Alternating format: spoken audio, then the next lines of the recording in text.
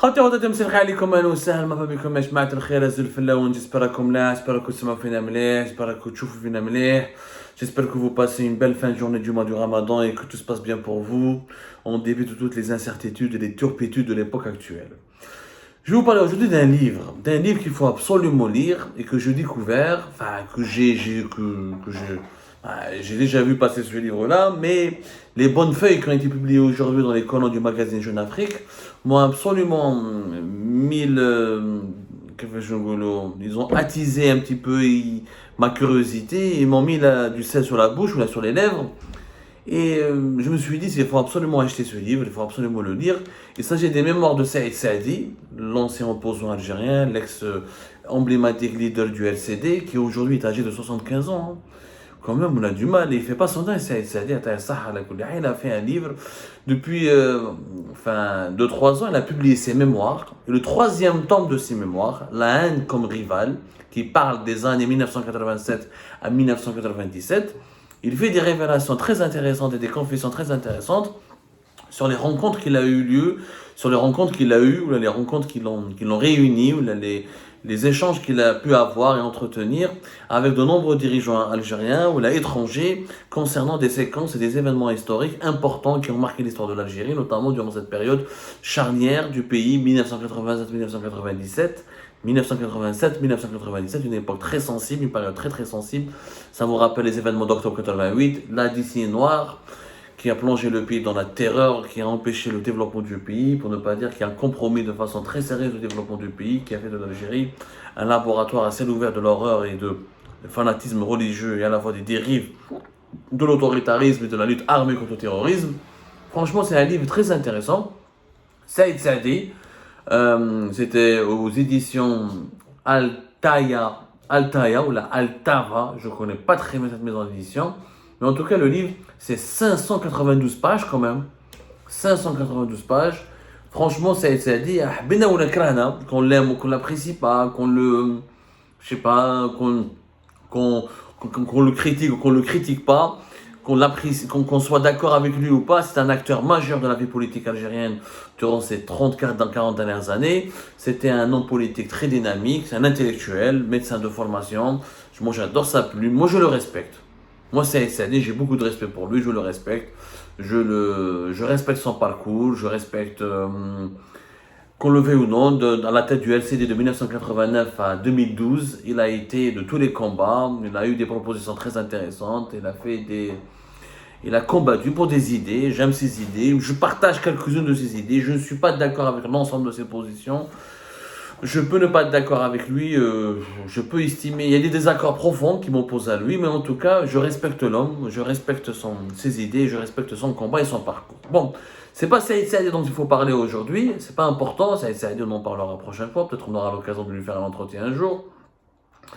Moi j'aimerais parler de son livre qui est intéressant, des bonnes feuilles ont été publiées dans les colonnes du Jeune Afrique, et dont ce livre-là, il y a plusieurs séquences historiques, auquel a participé Saïd Saadi en tant que témoin oculaire, ou en tant que l'un des témoins de ces événements-là. Et il fait des confessions qui nous donnent des informations très précieuses sur l'histoire de notre pays et sur peut-être ce qu'on aurait pu tirer, sur ce qu'on peut tirer comme enseignement de ces événements historiques pour aborder l'avenir avec plus de sérénité et beaucoup moins de dégâts, parce que le sous-développement de notre pays, les déchirements, les crises politiques, culturelles et socio-économiques que notre pays a connues depuis ces 30 dernières années ont vraiment fait beaucoup de mal, et ont porté préjudice à notre population. Alors l'une des séquences que j'ai retenues, qui m'a vraiment interpellé, et qui m'a vraiment provoqué ma curiosité, c'est la séquence du voyage de Hassan II, le roi du Maroc, à Alger en juillet 1990. Alors nous sommes en juillet 1990, Alger accueille le 3e sommet de l'Union du Maghreb arabe. Cette fameuse organisation régionale qui n'a plus aucun sens, qui est aujourd'hui une coquille vide à cause du conflit fratricide, la guerre fratricide qui oppose l'Algérie au Maroc, ce beau projet politique qui n'a jamais vu le jour finalement, cette belle idée qui aurait pu tellement donner au peuple du Maghreb, qui aurait pu transformer le Maghreb en une région prospère et pacifique.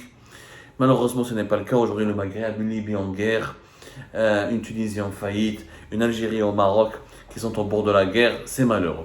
Alors, Le roi Hassan II, il est venu à Alger à l'époque par bateau. Il avait un bateau qui s'appelait le Marrakech, qui était à l'époque, était devenu une attraction pour les Algérois à l'époque. Et ce bateau du roi marocain qui vient à Alger, donc c'était une attraction, c'est-à-dire les gens étaient vraiment intrigués par ce roi marocain qui vient à Alger par bateau. Et en marge du sous-sommet, le roi Mohammed VI, le roi Hassan II, son père, pardonnez-moi, un lapsus qui n'est pas révélateur, qui s'explique uniquement par la fatigue du mois de Ramadan. Donc le roi Hassan II a exigé, a demandé, pas exigé, a demandé aux autorités algériennes de bien vouloir lui autoriser à rencontrer les leaders des partis politiques à l'époque en Algérie. L'Algérie en 1990 connaissait un dynamisme politique sans précédent. Nous sommes au lendemain d'octobre 88, le multipartisme, les débuts de la presse libre et indépendante, en tout cas privée, les élections législatives de 91 elles arrivent, l'avènement de l'islamisme politique et son influence qui commence à grandir, des partis des démocrates comme le FFS ou le LCD, le FLN qui est avec Abdelhamid Mehri qui était en pleine mutation. L'Algérie de 1989-1990 était un laboratoire à ciel ouvert du multipartisme, des nouvelles tendances politiques. C'était un pays que si malheureusement la décennie noire n'avait pas stoppé cette expérience-là, cette expérience politique de 1990-1989, à savoir le multipartisme, aurait pu aboutir à une démocratie parlementaire ou à une démocratie à l'occidentale parfaite. Il n'y a pas de démocratie parfaite d'ailleurs, mais en tout cas, un pays stable, un pays ouvert, un pays qui s'assumerait sans sombrer dans la violence, un pays qui pouvait être une terre pour les libertés publiques et individuelles. Et avant même la Tunisie de 2011, avant même les printemps arabes, l'Algérie à l'époque, avec Octobre 88, était le premier pays de la région Moyen-Orient-Afrique du Nord à entamer une transition politique majeure, à l'exception de l'Iran avec la révolution iranienne de 1979 qui a abouti à une théocratie. L'Algérie, au post-octobre 88, a été le premier pays arabe et musulman même à expérimenter le modèle démocratique, c'est-à-dire le multipartisme, les élections libres, l'alternance au pouvoir, le débat contradictoire, la presse indépendante, avec le respect des libertés d'opinion, des libertés publiques et individuelles. Ça a été une très belle expérience. Moi, je n'ai pas vécu cette période. Je suis né en 1984, donc j'avais 6 ans, 7 ans. Je n'étais pas conscient, mais mes aînés qui ont vécu cette période m'ont toujours dit: Abdou, si tu avais vécu cette période, 1990, c'était une très belle année. 1989, on était en train de sécher nos larmes à la fin, après le drame d'octobre 88 et des 600 morts. Officieusement 600 morts, alors que l'État algérien n'a reconnu que 150 morts à 160 morts. Il y avait plus de 500 morts, c'est sûr. Et on avait séché nos larmes, les Algériens avaient séché leurs larmes. Ils avaient l'ambition de capitaliser sur cette révolte populaire qui avait permis au régime algérien, qui avait secoué le régime algérien pour mettre fin à la dictature du parti unique, à la dictature de la pensée unique, et l'ouverture démocratique du pays permettait tous les rêves.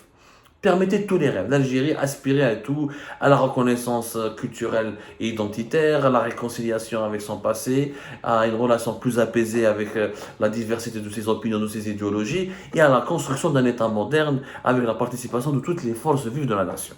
Donc Hassan II, le roi du Maroc, le Maroc était à l'époque un pays beaucoup plus fermé, beaucoup plus autoritaire, beaucoup plus dictatorial, il regardait avec beaucoup de méfiance à la fois et d'admiration. C'est un mélange de méfiance, d'admiration et de crainte et de fascination, l'expérience algérienne. Donc Hassan II avait demandé aux autorités algériennes de bien vouloir lui accorder l'autorisation de s'entretenir avec tous les dirigeants algériens des principaux mouvements politiques algériens. C'est comme ça qu'il a rencontré, il a demandé en tout cas à rencontrer Abbas El Madani, il a demandé à voir Abdelhamid Mehri du FNN, Hussein Eid Ahmed du FFS et le fameux Saïd Saadi du LCD. À l'époque, il était parmi les plus jeunes leaders politiques. Saïd Saadi, voilà, fière allure, avec son parcours de printemps berbère 1980, la création du LCD, etc. Donc Saïd Saadi était un personnage politique qui commençait à compter en tout cas à l'époque. Voilà, Hassan II tlaqa ma'ah, où donc Saïd Saadi, dans son livre Hadaya, dans ses mémoires, dans le tome 3 de ses mémoires, il raconte les coulisses, il raconte les contenus de ses échanges avec Hassan II. Hassan II lui demande, voilà, comment se porte la démocratie en Algérie, c'est quoi votre expérience, vos rapports avec le pluralisme politique, qu'est-ce que vous entendez par démocratie, un échange donc a eu lieu entre Saïd Saadi et Hassan II. Et Saïd Saadi d'ailleurs a demandé à proposer un projet à Hassan II, il le raconte dans son livre, un jumelage entre des villes de la Kabylie, de la wilaya Tizi Ouzou de Bjaya, avec des villes marocaines. Un jumelage, c'est quoi? C'est quand des villes signent des accords de coopération, où les villes marocaines et algériennes, ça existe entre les villes françaises et algériennes. C'est beaucoup plus de la théorie que de la pratique, mais quelquefois ça donne lieu à des expériences vraiment instructives. C'est quand par exemple il y a des échanges, les jeunes de cette ville partent vers la deuxième ville, les élus travaillent ensemble dans des projets de coopération culturelle, économique ou la sociale, avec des animations qui sont organisées dans les deux villes, et les deux villes échangent donc leur savoir, leur savoir-faire, ou là, dans l'organisation d'événements culturels, sportifs et dans le divertissement. Le jumelage, c'est une expérience, il est très développé dans les pays européens. Les villes européennes ici, ou là, en Amérique du Nord, font beaucoup de jumelage. Ils organisent conjointement des ateliers en culture, en économie, comme en politique, etc. Des foires économiques, ou là des foires, ou là des aires de jeu, ou là des spectacles communs, avec des échanges de délégations d'artistes. Bon, le jumelage, malheureusement, dans les pays maghrébins, dans les pays arabes, est très sous-développé, alors qu'il permet de renforcer la relation entre les deux peuples, d'améliorer le vivre ensemble, la compréhension, la tolérance et la connaissance de l'autre. Cette proposition n'a jamais abouti, alors que Hassan II avait promis à Saïd Saadi de prendre au sérieux cette proposition. Il lui avait demandé d'aller voir directement avec son ministre de l'Intérieur à l'époque, c'était le fameux célèbre Delis Bassali, qui avait des relations particulières avec l'Algérie lui aussi, on les racontera prochainement dans une autre émission. Et Hassan II à l'époque s'intéressait beaucoup au front islamique du salut, à l'expérience du fils. Il avait senti que le fils allait percer en Algérie. D'ailleurs, en 1980, on voyait que l'islamisme est devenu la force majeure, politique majeure du pays. Après, la population algérienne qui en avait marre du FLN et qui n'était pas suffisamment convaincue par les projets du LCD, du FFS, qui n'avaient pas le temps nécessaire de se structurer. Les islamistes avaient le temps nécessaire de se structurer parce ils avaient un enracinement populaire, un enracinement social, donc ils ont rapidement séduit les Algériens et les Algériens, et le fils s'est imposé comme la première force politique. Hassan II s'intéressait beaucoup au fils. D'ailleurs, à l'époque, après les événements contre la décennie noire avaient commencé en Algérie, notamment avec l'interdiction du fils en 1992, l'interruption du processus électoral en 1991 et 1992, Hassan II avait dit, dommage que les autorités algériennes aient interdit le fils, c'était un laboratoire pour tester l'efficacité de l'islamisme. Et c'est effectivement cette séquence racontée par Saïd Saadi dans son livre, elle est hyper intéressante parce que peut-être les Marocaines et les Marocains ont du mal à peser l'impact de la décennie noire sur l'Algérie. S'il n'y avait pas eu de décennie noire en Algérie, peut-être que l'islamisme politique aurait été beaucoup plus radical au Maroc et que peut-être que le Maroc aurait connu des séquences de violence terrible avec ses propres mouvements islamiques. Moi, j'ai parlé avec certains intellectuels marocains, avec certains amis marocains, beaucoup reconnaissent à demi-mot effectivement que l'expérience algérienne, le malheur, le drame, la tragédie algérienne des années 90 a servi de leçon pour le Maroc et d'antidote. Et le Maroc a rapidement stoppé l'islamisme, a rapidement essayé de gérer l'islamisme autrement que par la brutalité pour éviter d'aller vers une confrontation armée. Parce qu'effectivement, le mal de l'Algérie, c'est que la confrontation avec le fils, le système algérien, le régime algérien, notamment l'armée, a décidé d'utiliser la méthode forte. Bien sûr, maintenant, le débat est interminable, il faudra des heures et des heures d'émission. Les partisans, ce qu'on appelle les janvieristes, ceux qui ont arrêté le processus électoral en janvier 92 en Algérie, ils ont d'autres arguments, ils disent que non, c'est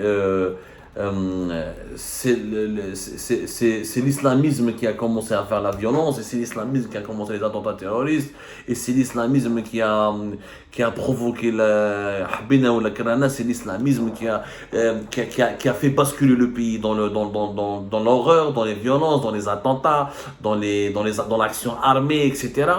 C'est-à-dire le débat n'a jamais été étranger. C'est pour ça qu'on parle d'événements de janvier 1992, à savoir avec la démission encore une fois un lapsus qui n'est pas révélateur, la démission de Cheikh Bejdid le 11 janvier 1992, et ce qui a précédé l'annulation du second tour dans les élections législatives de janvier 1992, avec la victoire éclatante du fils. Franchement, cet événement historique n'a jamais été abordé avec sérénité en Algérie. Mais au Maroc, on estime, peut-être à juste titre, que la méthode forte employés contre les islamistes, les arrestations musclées, les tortures, on a embarqué des dizaines, de centaines, des milliers de personnes, on les a mis dans les camps du désert Virgen, les actes de torture auxquels ont été soumis les partisans du fils, les casernes, Antar, les CPMI, et dans les centres de torture, les arrestations brutales, la brutalité avec laquelle a réagi peut-être l'armée algérienne contre le fils, qui lui aussi n'était pas tout miel tout sucre. Il a essayé d'occuper l'espace public, l'épisode de la grève générale, le discours très martial, les menaces à peine voilées de recourir à la lutte armée contre l'armée algérienne. Attention, le fils n'est pas innocent à 100%. Mais Hassan II, à l'époque, avait estimé que c'est l'Algérie, c'est le régime algérien, avait laissé le fils dirigé en bois, législatif, c'était le Parlement. Le régime algérien est un régime présidentiel, c'était pas un régime parlementaire. Si le régime algérien avait tenté une autre approche, on aurait la population algérienne qui avait voté pour le fils par sanction, c'est le vote sanction, tout le monde sait que les Algériens ne partageaient pas toutes les idées du fils, certaines idées du fils étaient totalement folles, notamment la ségrégation entre hommes et femmes, les idées fondamentalistes, la lutte contre la francophonie, l'application la plus stricte de la charia, même le fils était un magma d'idéologie. Même au sein du fils, il y avait des islamistes éclairés, il y avait des islamistes plus radicaux, il y avait des gens, les tendances d'Ali Belhaj n'étaient pas comme celles de Abbas et Madani, il y avait le Majlis al-Shura al-Fils dans l'assemblée constitutive, là, comme on appelle ça en français, entre guillemets, le conseil d'administration, le conseil des sages du fils, il y avait des tendances plus ouvertes contre des tendances plus radicales, plus fermées. Quoi qu'il arrive, on aurait pu laisser le fils le régime algérien aurait pu gérer autrement le fils, avec moins de brutalité, on aurait peut-être évité la décennie noire. On aurait eu de la casse, parce que l'expérience islamiste n'aboutit pas forcément, c'est très difficile de tourner la page de l'expérience islamiste avec beaucoup moins de dégâts, ou là avec sans violence, mais en tout cas on aurait évité une guerre civile qui a duré des ans. On aurait pu l'éviter cette guerre. Et le débat est très compliqué à mener en Algérie parce les positions sont tranchées, il n'y a pas d'esprit modéré. Ou on est janviériste éradicateur, c'est-à-dire partisan de l'éradication systématique de l'islamiste, ou on est islamiste quitukiste, c'est-à-dire on n'accuse que l'armée, on accuse l'armée d'avoir tout organisé, tout orchestré, d'avoir été à l'origine de toutes les horreurs et de tous les crimes de masse, et il n'y a pas de juste milieu. Et là, je suis partisan du juste milieu, de la vérité des faits, d'un processus de débat et de réconciliation des mémoires, mais basé sur la vérité des faits. C'est une responsabilité partagée sur les deux parties, les deux clans, et une troisième voie aurait été possible. D'ailleurs, Hassan II, en observant l'expérience algérienne, qu'il a tiré les leçons, il a géré l'islamisme au Maroc de façon différente. Et jusqu'aujourd'hui, au Maroc, l'islamisme, il est géré de façon très différente. Alors, comment le Maroc, il a fait brièvement? Le Maroc, il avait l'équivalent du fils, mais peut-être beaucoup moins rayonnant, beaucoup moins puissant, c'est le Jama'a, c'était la section marocaine des frères musulmans fondée par le Cheikh Yassine, Cheikh Abdeslam Yassine, qui est devenu à partir de 1987 l'Adli ou l'Ihsan, qui a toujours eu le statut d'association, mais pas de parti politique, mais qui était un parti politique non agréé. Et selon les études, selon les expertises et les lectures les plus averties de la situation du politique interne au Maroc, l'Adli ou l'Ihsan avait minimum entre 300 000 et 400 000 partisans et sympathisants. Il mobilisait, il pouvait vraiment mobiliser. L'Adli ou l'Ihsan, c'était un parti islamiste radical du point de vue de l'État marocain, parce qu'il ne reconnaissait pas la sacralité du roi, il ne reconnaissait pas le titre du commandant des croyants pour le roi, il ne reconnaissait pas que la monarchie marocaine soit une dynastie qui soit des descendants du prophète, et qui, même la fille d'ailleurs de Abdeslam, la fille de Cheikh Abdeslam Yassine, est même républicaine. À un moment donné, récemment, elle a même estimé que la monarchie n'était pas adaptée au Maroc, que le régime de la République est beaucoup plus adapté aux besoins du Maroc qu'une monarchie. D'ailleurs, ça lui a valu des poursuites judiciaires, etc. Mais les Adli ou l'Ihsan sont réprimés au Maroc. Réprimés, mais avec une répression beaucoup moins brutale que celle à laquelle était exposé le fils en Algérie. C'est-à-dire que le Maroc a utilisé l'expérience cruelle et tragique de l'Algérie, avec les islamistes pour essayer de ne pas reproduire les mêmes erreurs. Il a entamé une répression, mais une répression plus ou moins gentille. Il n'y a pas eu de graves actes de torture, d'élimination systématique, de goulag, de présence dans les ciels, dans le désert pour les islamistes. Il y avait un contrôle, il y avait un usage, une instrumentalisation de la justice et de l'administration pour à chaque fois bloquer le développement de l'adl ou l'ihsan. On leur a enlevé leur domicile, on a enlevé, par exemple, plusieurs chefs de l'association Al-Adl ou l'Ihsan. Ils n'avaient pas le droit, ils avaient eu des problèmes avec l'administration, des problèmes avec la justice. On les a expulsés de chez eux, on les a expulsés de la fonction publique, les services de sécurité les contrôlaient, leur interdisait de séjourner dans certaines régions, les arrêtaient à maintes reprises, mais ils les relâchaient. Cheikh Abdelhamid Yassine a fait de la prison. Fiourt Hassan II, mais il a été relâché à l'époque de Mohamed VI, il était plus ou moins toléré. Le régime marocain, ce qu'il a fait, c'est qu'il a créé d'autres partis islamistes, comme l'Algérie elle a fait avec le MSP, Hamas, pour contrecarrer le fils.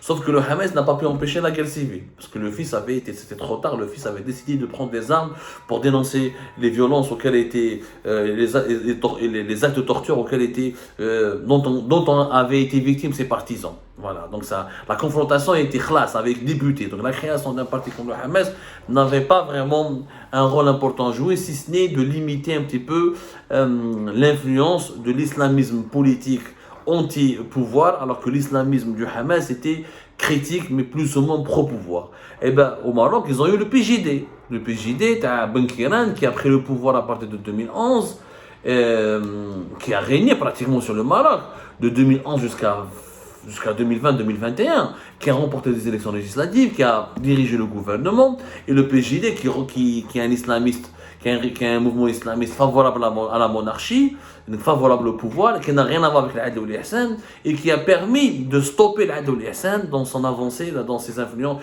dans ses tentatives d'imposer une certaine mainmise, une certaine emprise sur la société marocaine. Donc le Maroc a géré autrement l'expérience islamique. Et c'est très bien que Saïd Saïdi raconte cet échange avec Hassan II. Hassan II a vraiment tiré la leçon de l'expérience malheureuse du fils en Algérie et de l'expérience malheureuse de la répression de l'islamisme en Algérie pour tenter une autre voie au Maroc, un autre type de répression, beaucoup moins brutale, en créant d'autres partis politiques comme le PJD, en les encourageant pour contrecarrer un petit peu leur influence. Et je pense que aussi les islamistes marocains, quand ils ont vu les résultats de la décennie noire en Algérie, ils n'ont pas voulu rééditer les scénarios de la violence. Et la lutte armée a été rapidement abandonnée parce qu'ils ont bien vu qu'elle a échoué en Algérie. L'Algérie a été l'antidote pour le Maroc contre l'islamisme. Et ça, les Marocains devraient le reconnaître. Et je pense que les mémoires de Saïd Saadi, c'est un livre qui va compter, qui va peser sur le débat public. On devrait le lire, le relire et le faire lire aux gens pour comprendre que l'Algérie a été malheureusement à l'avant-garde de toutes les expériences politiques. Elle a testé l'ouverture démocratique, ça a échoué. Elle a mal géré l'islamisme politique, ça a donné la guerre civile. Et des pays voisins, comme le Maroc, en ont tiré un grand profit parce qu'ils ont su ne pas faire les mêmes erreurs qui ont été faites en Algérie. Ils ont su tirer les leçons les plus importantes, en tout cas les leçons les plus fondamentales de l'expérience algérienne.